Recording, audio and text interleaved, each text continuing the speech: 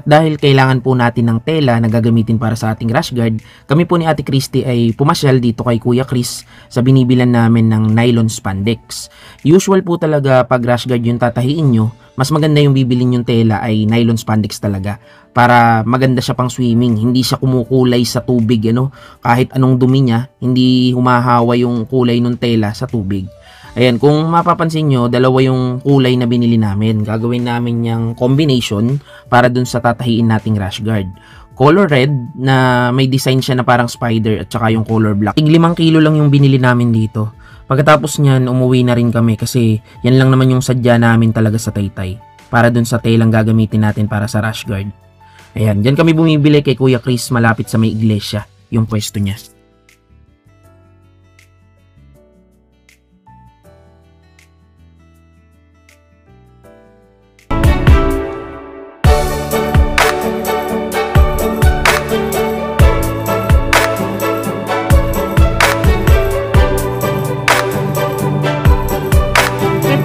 Make sure to subscribe to this video and hit that notification bell for more updates.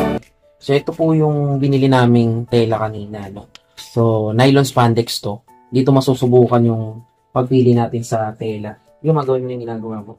So ito, mga nylon spandex to. Color black tsaka color red na may design na spider. Kasi magsuswimming tayo sa Huwebes Santo, March 28. So, March 26 na po ngayon, 10:40 PM, to be exact. March 26, 2024. So, gagamitin namin ito sa March 28, 2024. So, ngayon, dun sa pagsuswimingan natin, kung saan tayo maglilibang, medyo mahigpit sila dun sa gagamiting pang swimming o yung swimwear, rash guard, swimsuit, na kailangan daw, kung gusto mo makapag-swimming dun sa mga pool nila, is nylon spandex yung gagamitin. And since tayo naman mananahi para makatipid, bumili kami ng telang nylon spandex, color black and color red na may design na parang spider siya. Sana pumasa ito base dun sa pagkakaintindi ko sa nylon spandex kasi nylon spandex naman talaga siya. And ayun, tinatapas na ni Mama. So ayun, papakita ko sa inyo yung tinatapas. At dahil rash guard nga ang tatahiin natin, literal na rush talaga tong tatahiin natin. Kasi isipin nyo, March 26 kami bumili ng tela ng umaga. March 26 ng pahating gabi, tinatahi na namin yan. Kailangan March 27, tapos na natin. Pero yun yung kagandahan sa part namin. Since meron na po kaming readily available pattern, ang gagawin na lang natin dito, ikakat na lang at tatahiin. Kasi sa production naman o pagtatahi po, isa ho sa pinakamatagal na gawain po ng mga patahian is yung paggawa ng pattern and also sample. Kasi ganito po yan, bigyan ko kayo ng konting context. Bakit matagal yung paggawa ng pattern and sample? Sa paggawa ng pattern and sample, nagkakaroon dyan ng mga trial and error. Kasi mula sa sukat sa tao, ilalapat mo siya sa papel, yung ginagamit na pattern ni Mama. Then mula sa papel na yan, gagawa ka ng tinatawag na sample. Dapat, mula dun sa pagsusukat hanggang sa papel, hanggang dun sa kinat mo na tela, pag nabuo yung sample, dapat tama yung sukat o lapat nito dun sa mismong pinagkunan mo ng sukat. Ngayon, dun nagkakaroon ng trial and error. Kasi may mga pagkakataon na naikat mo ng tama yung pattern, then pag nailapat mo na ron sa mismong actual fabric, dun nagkakaroon ng mga tinatawag nating adjustment. Kasi hindi naman laging nagkakapare-parehas tulad ng texture ng tela. May stretchable, may non-stretchable. So, nagkakaroon talaga ng trial and error na hindi maiiwasan na kailangang pagdaanan kapag gumagawa ka ng pattern and also sample. Halimbawa, nakagawa ka na ng pattern mo, nailapat mo na sa sample. So, nakagawa ka na ng sample, then may pagbabago sa sukat. Siyempre, kailangan mong gawin ulit yung mga tinatawag nating pag-adjust dun sa sample and also pattern. Dun ka nagkakaroon ng trial and error o mahabang proseso na nalalaktawan o lalaktawan na natin kasi meron na nga kaming main pattern o meron na kaming fixed pattern para dito. Kumbaga dati nagawa na namin yung trial and error na ngayon magbubuo na lang kami ng panibagong rash guard. Dati po kasi taong 2014 hanggang 2018 kung tama pagkakaalala ko, kasagsagan po nun ng kausuhan talaga ng rash guard. Patok na patok, ang daming bumibili niyan. Kaya nung time na yun, nakagawa na kami ng mga patterns niyan. Na ang kagandahan is na itabi natin, ano. So, kahit ilang taon na yung lumipas, since meron na tayong patterns, ngayon, na kailangan natin ulit tumahi ng rash guard para sa pangsarili naming gagamitin, ilalatag na lang natin yung mga ginamit nating pattern dati. Hindi na tayo uulit dun sa proseso na kukuha ng sukat sa tao, then gagawa ng pattern, gagawa ng sample, tapos magkakaroon ng adjustment, then gagawa ng mga sizes. So, since nandyan na lahat, kaya medyo madali na yung trabaho. Kakat na lang natin, then tatahiin na lang natin. Okay? Kaya ang aral po na iiwanan ko para sa inyo, kung kayo po ay may nagawa ngayon na almost perfect pattern sa tinatahi nyo, itago nyo pong mabuti yung pattern na yan. Kasi darating po yung time, hindi natin alam kung kailan, na magagamit nyo po ulit yung pattern na ginawa nyo ngayon. Na kung hindi nyo po itatago, is pagdadaanan nyo ulit yung trial and error process sa pagbubuo ng pattern and sample. And since meron na kayo na naitabi, kahit papano mas bibilis yung proseso. Ilalabas nyo na lang yung pattern ninyo, then gagawa ng panibagong damit na kailangan nyo para dun sa okasyon o kung saan nyo man siya gagamitin.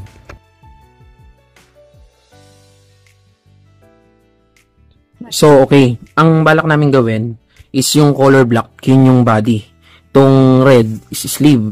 Kung nakita nyo kanina, inuna ni mama itong red kasi ang alam niya ito yung magiging body. And ayun nga, base sa design na napili namin, yung sleeve po, o yung black po yung gagamitin nating body, habang yung sleeve naman is yung color red. And also, etong red na to, ito rin yung gagamitin natin para sa short.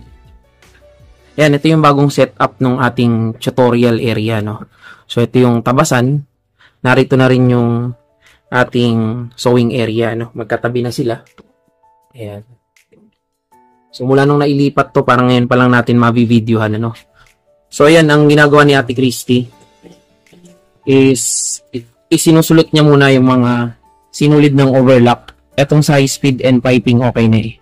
So, ang mangyayari niyan, pagka natabas na ni mama yun, habang nagka-cut siya, magbubuo naman dito para medyo mapabilis natin yung trabaho. So, yan, nakat na yung sleeve, ito na yung body. So, ito po. So, ito na yung body. Yan. Siyempre, mauuna yung tahiin dito sa overlock natin, kaya sinusulot na ni Ate Christy yan.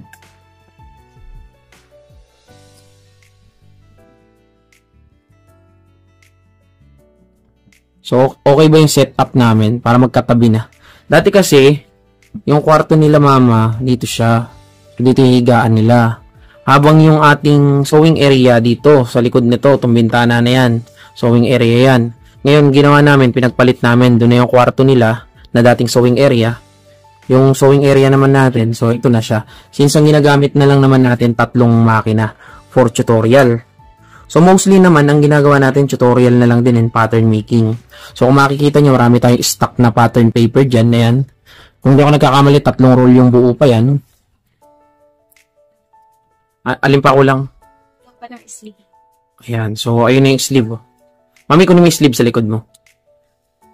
Kasi susunod ko na yung shorts. So, gagawin natin sa mga hindi pa nakakaalam, syempre, ay rash guard. Actually, medyo rush to eh. Medyo rush yung ano natin, paggawa natin.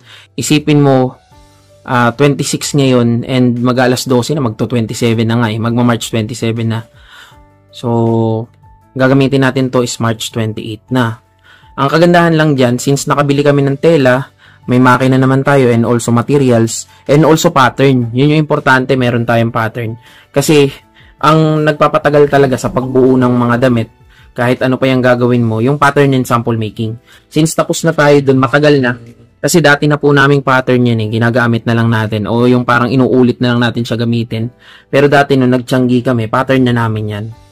Kaya ang kagandahan ngayon, inilalapat na lamang yung pattern, magtatabas na lang. So ilang piraso lang naman to, mga 15 sets. So yun lang naman yung gagawin. Kaya siguro hindi na kami aabot na madaling araw nito. So ayan, bubuin na ni Ate Christy yung body tsaka yung sleeve. So bubuin niya na yung pinaka body natin. Mama, may ano na ba to, neckband? Ay, wala pa. Saglit lang. Tapos ganito, igagawa ko. Bago siya matapos na. So ito na. Bubuo muna kami ng isa para makita nyo yung finished product. So ayan po si Ate Christy, siya po yung mananahe. So ang gagawin dito, gamit yung overlock, is bubuin natin yung body. Ang una ko pong ginagawa diyan, madalas, pag nagtatahi po si Ate Christy, chinecheck ko po yung tension ng makina o yung lapat o tahi ng makina. Kasi baliwala po yung ganda ng tahi ninyo kung hindi nyo po naitama yung tension ng makina. Pangit din po yun. So kailangan i-check ang tension. So ito, papakita ko sa inyo yung tension, no. Ewan ko lang kung kita, no, kasi black rin to eh. Dito sa red, possible to makita nyo. So ilapit natin. Lagyan ko ng flash. So ito yung sa red, ito yung tension ng 4 threads. Kailangan lapat siya, ayan. So ito yung likod. Ito naman yung sa ibabaw. So kailangan lapat yan. Saka kung maganda yung tension sa loob, makikita mo yung tahi niya pag binuka mo, although makikita mo yung tahi. Pag binitawan mo, dapat bumabalik siya. So, yun yung tamang tension. Okay. Ngayon, ang payo ko naman sa inyo sa pagbili po ng tela, So, ayan. Ito kasing tela natin, 10 kilo yan. So, sobra po yan ng possible 2 hanggang 3 kilo. So, kung kayo po ay namumuhunan, lalo na kung hindi naman ganun kalaki yung budget sa pambili ng tela, saktuhan lang yung sosobra, kita na, tulog po yung pera nyo pagka ganyan po yung ginawa nyo, pagka sobra po yung nabili yung tela. Okay lang sumobra basta konti lang. Pero kung ganito, 3 kilo o higit pa yung sosobra, lalo na hindi naman ganun kadami yung order, dapat talaga matansya natin o ma-estimate natin yung dami nung order at saka dami ng materials na kailangan nating bilhin. Kasi pag halimbawa, ito, gagawin namin 15 pieces. Nabili nating tela, palagay mo ng 10 kilo lahat. Sumobra ng 4 na kilo. Yung 4 na kilo na yon, hindi mo kagad kikitain yun. Itatago mo yun. So, imbis na kumita ka na, naibili mo ng tela na 4 na kilo, na itatago mo rin lang. Sayang. So, kailangan talaga, isaktuhan lang yung bili mo ng tela.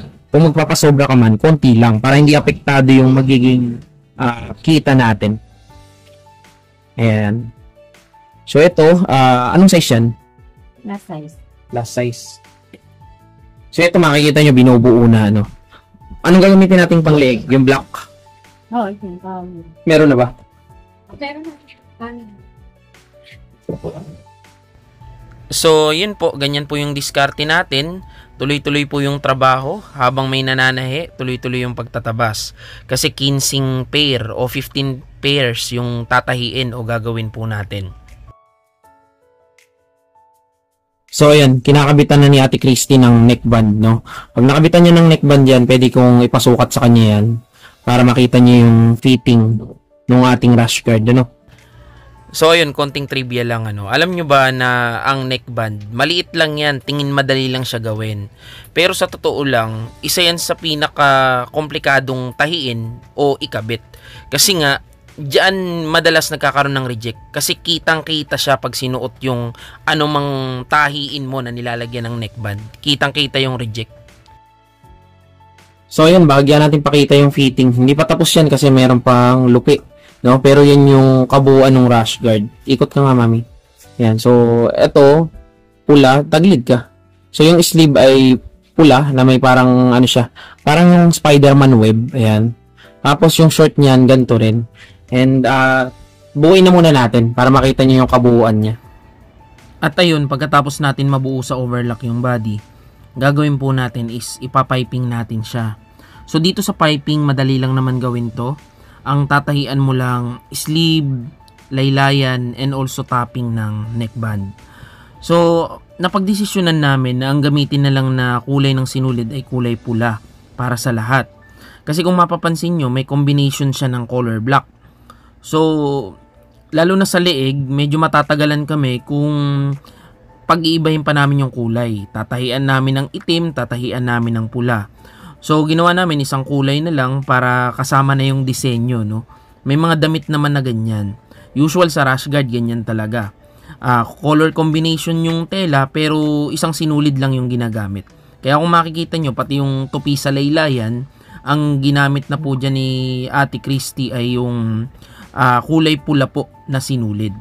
Para nang sa ganun po, madali na po siya gawin dahil isang kulay na lang. Kasama na rin pong magiging design yung tahi ng kulay pula dun sa itim na tela.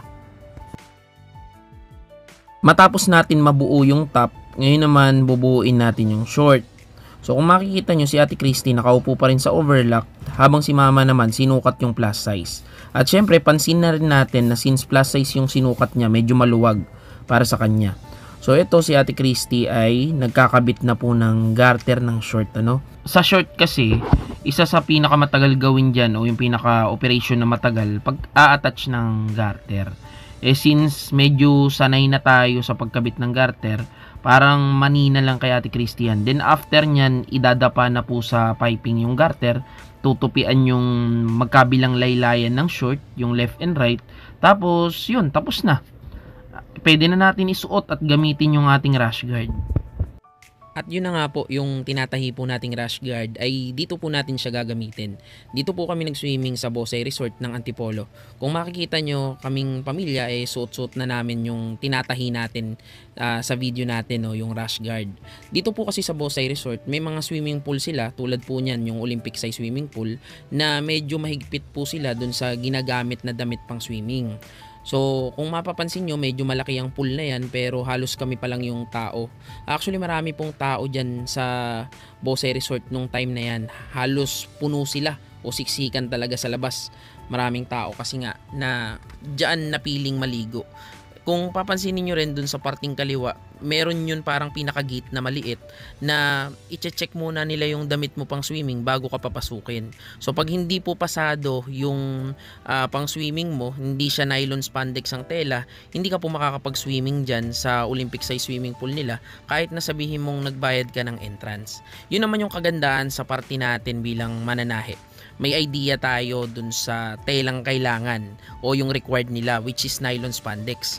Kaya po nung March 26 po, agad po kaming bumili ng tela na nylon spandex para nga po yung pool na magandang pag-swimmingan dyan, tulad po nyan, mapuntahan po namin. Kaya po kami tumahi ng rash guard na gawa sa telang nylon spandex. Kung makikita nyo po, lahat naman kami pare-parehas ng damit, no?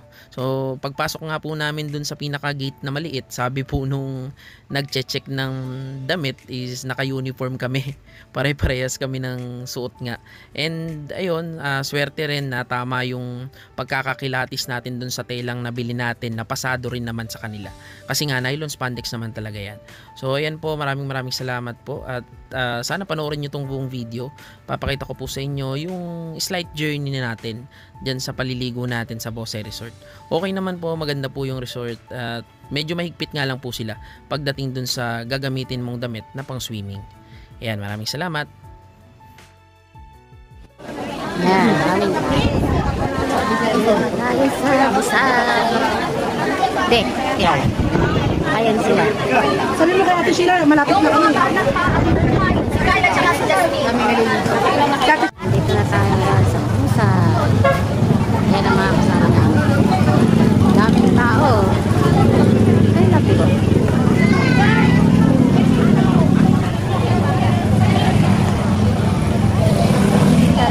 Sikap.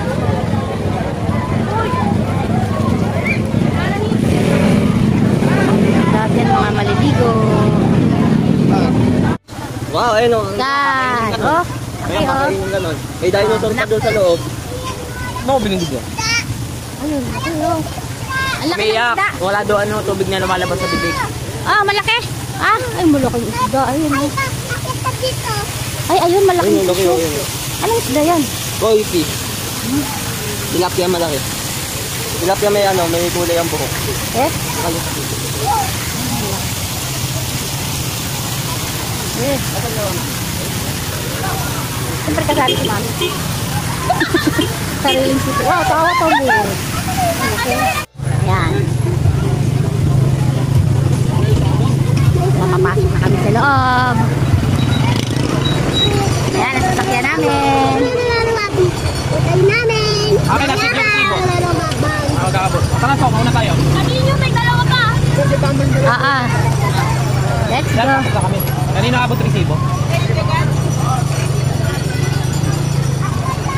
Itong motor kasama ko, tsaka yung van na ayun yung Sabi niya, isa pa.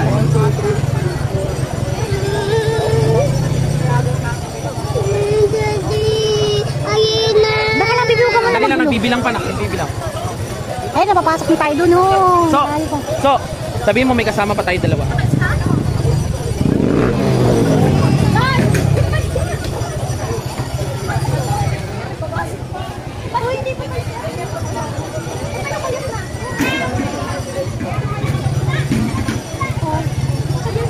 Bossing, yung dalawa namin kasama, nasa bahay pa. Yung tatlong bata, sir. Ito yung isa, oh. Yung isa. Yung isa, yung baby. Bilangin mo, sir.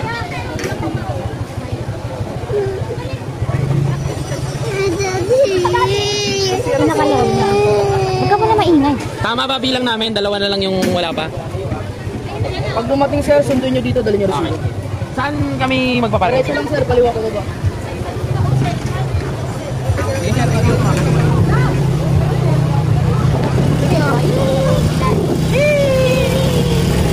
Ano kami? Ang layo nito.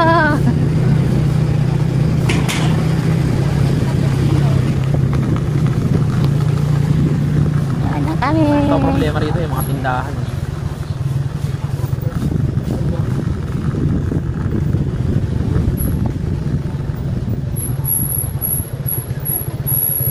Ito yung cottage natin. Doon pa. Eto na. Wow. Wow, ayun o. Sabi Bibi, oh, pulo. Wow. Wow. Ligo na, Bibi namin, oh. Ito pa tayo sa babad, ba? Doon pa sa baba, bababa pa tayo. Ayan, ganyan kalayo.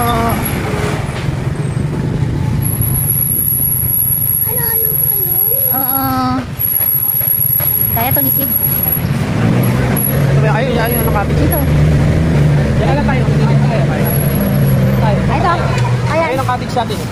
Dito pa sider. Yan. Yung cottage namin yung number 1. Eh, sasakyan. Saan daw? Sa likod? Oh. Sid, sa likod daw. Sa likod. Yan na naman din.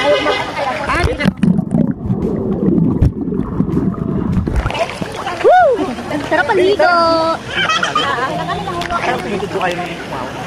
Sila naliligo. Oh, napakapapangit nila. Ay, ito pa isa. Nga ba ang nagsabi Ayun na sila. Ayun o. Ano man yun? Doon sa bukana. Ano naman ang anong naman doon? Tingnan lang natin. Labot na kailan. Baka bigla na kayo mami na. Baka bigla matanggal sa pagkakas. Hawak ka. Iaangat kita na ko. Ay na. Kasi mami. Mami! Mami! Marunong lumangoy ito. Ay, marunong. Galing ah. Galing marunong lumangoy. Eh, nalika. May bubulong ako sa'yo. Dali, halika. May sasabihin ako sa'yo.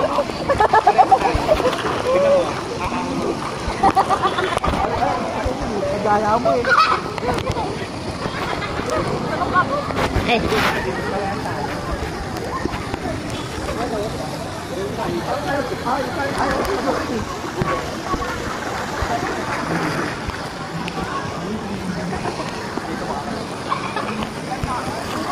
Daddy, line mo ulit ako dun. Kaya na si mami. Ikaw umatak kay mami. Hawakan mo. Hatakin mo. O, tapos hatakan kita. Eee! Ano, kaya mo? Kaya mo hatakin si mami? Mami, get video din. Uno wala yung hatak mo. Hawak. Ay. Galing na lumangoy ng morning oh. Oh. Ay, ang galing nga! Ang galing ng city namin ah! Ay,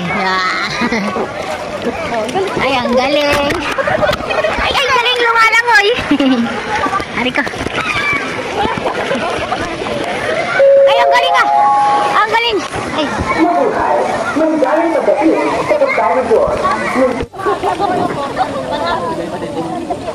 Si Michael oh. Den. Kitty, ay, ang galing na Kitty namin. Ang galing ah. Ang galing ah. Tama, ang galing ng isa dyan oh. Ito masyado maliit sa ikaw. Sige, pwede ka. Ba, baka biglang bumaba yan. Dapat ka mahawak-hawak. Mother dear. Lang. Uy, go! Ang galing naman yan. Silang dalawa ni Lola marunong lumangoy. Tita, tita. Kami may picture, picture.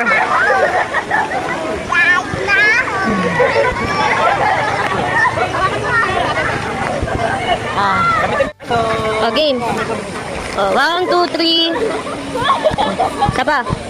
Sapa.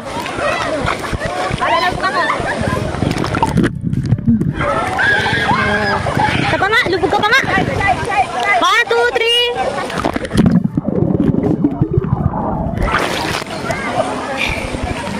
3. Hindi makakapasok. Bakit? Ay, naka-short siya black. Ready yan! Boom!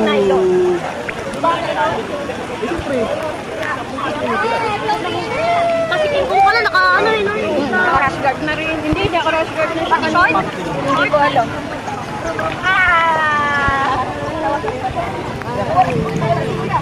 Ano doon ba mga akyatan? Akyatan ba yan? Wala pa raw. Sinusundo pa raw ni Sid. Ayoko na.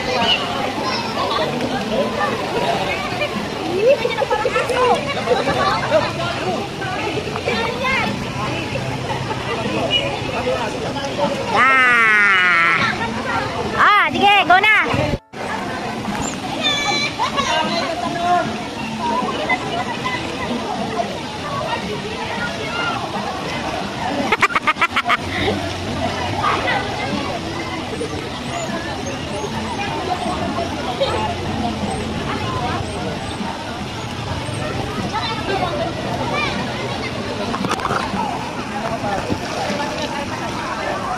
Ano na si Mama? Itkay! Itkay! Pugi! Picture ko kayo Mama, dali! Dali picture! Ay, picture! Lapit-lapit kayong dalawa! Ay! Ang galing ah! Ay! Mukhang kagigising mo lang ah! Ay, Siti! Ang dalawa. Hindi. Kumakangat ang puwet. Dahil, ha? Ano ka na kayo? Hindi ka na kayo. Dapat din, hindi ka na kayo yung abot. Ha? Abot ko? Ano ang ganito na? Wala. Ano lang ako? Napagod na ako. Upo muna ako. Ayan.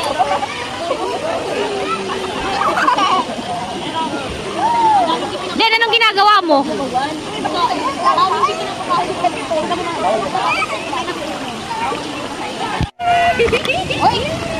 Ito na. Itkay! Ay!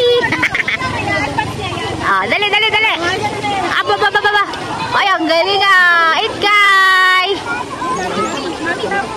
Ay, Itkay!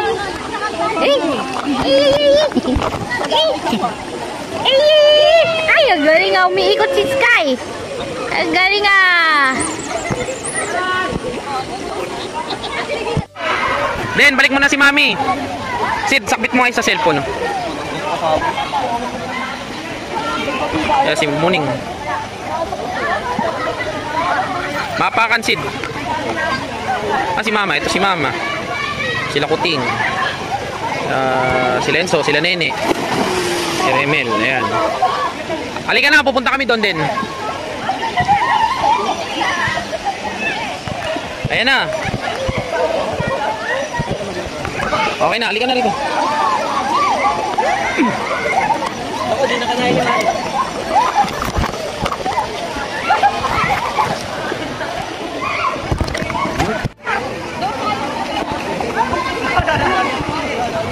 Den.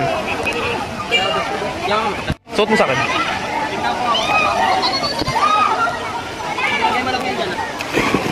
Ayan po, ayan.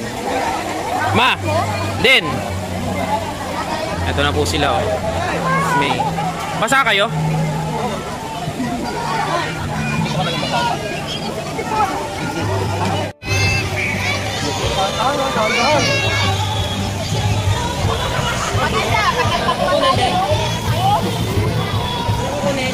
Halika.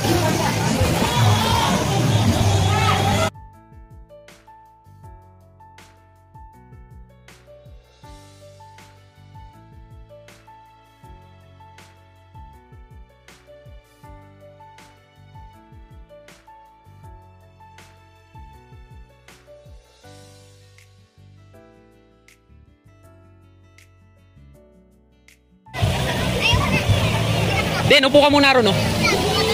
Hindi pa umakyat ako, ano. Ito is Den. O, dali, upo ka ron sa tabi nila. Ay, Muning. Dapat iakyat mo yan, eh.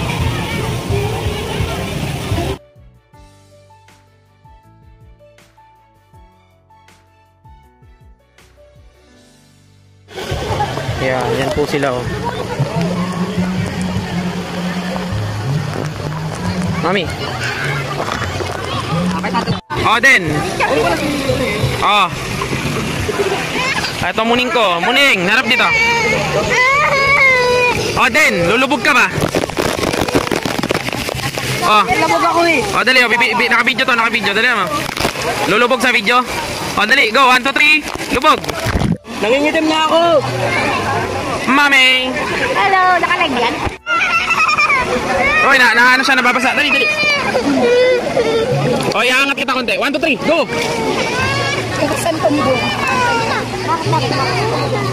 Nandito ako, oy. Huwag na umiiyak.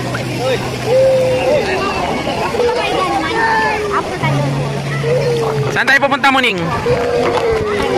Sarap doon na may tumatalsik. O, ito, si Kurimimay. O, ayan.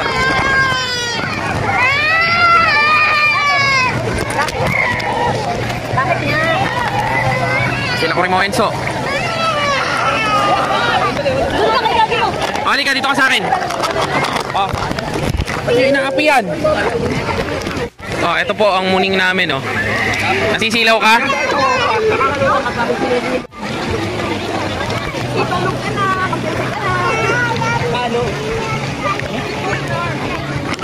Mami, baka lumusot yan, ah. Wala si Mama, wala.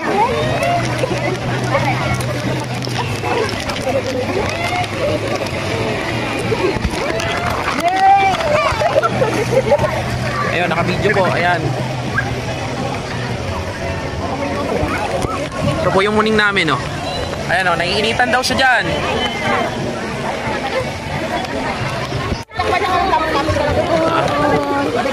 May. Oh, sige, hindi na katahawakan ito sila. Ayan. Oh, pipicturean ko kayong tatlo. 1, 2, 3. Oh, isa pa. 1, 2, 3. Okay, okay na.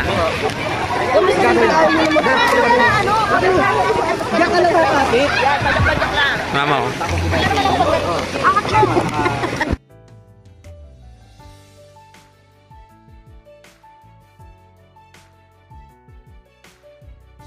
Yung aming makulit na bata. Ayan na, ayan na. Ayan yung makulit na bata, oh. Salvavida niya raw. Ito salvavida mo. Dito tayo, oy. Dito na lang tayo. Mainit doon. Dito. Saan punta? Nandun. Nainitan.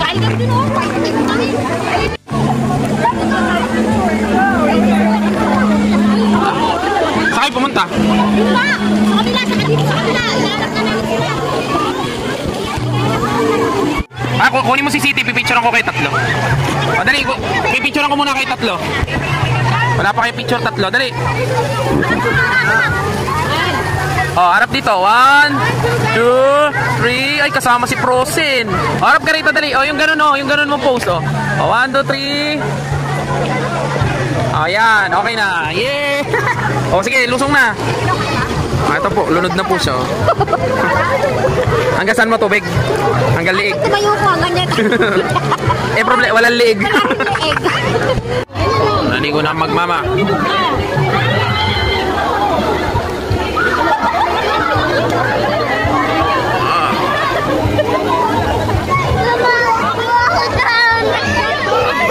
Saan ka pupunta ba? Upo ka. Mayroon mo, panibagong trip na naman. Naantok na to eh. Ano? Uwi na tayo? Para makatulog ka na sa bahay.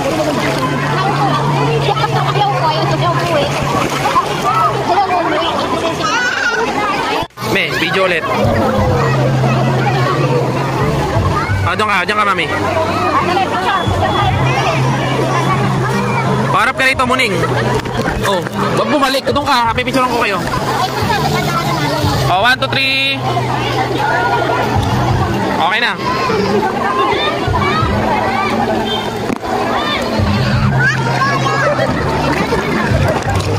Oh, wag bumalik na naman.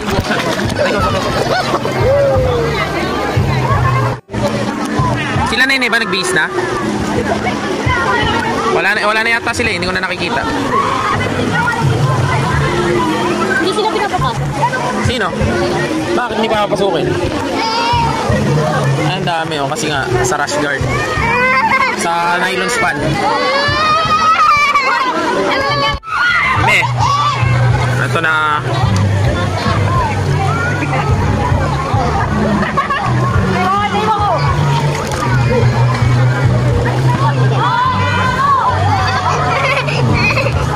Bakit?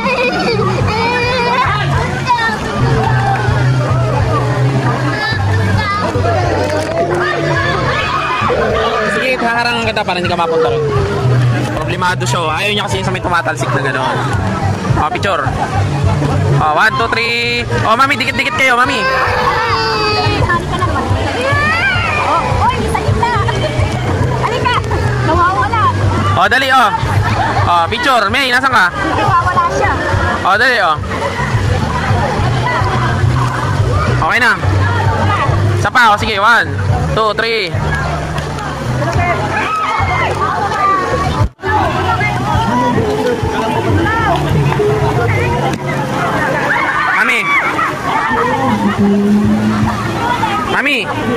Mami, tingin ka rito, mami. Si Muning nga, ikot nyo nga. Muning, ikot ka. Si Muning, oh. Ayan na. Si Muning, hawakan nyo.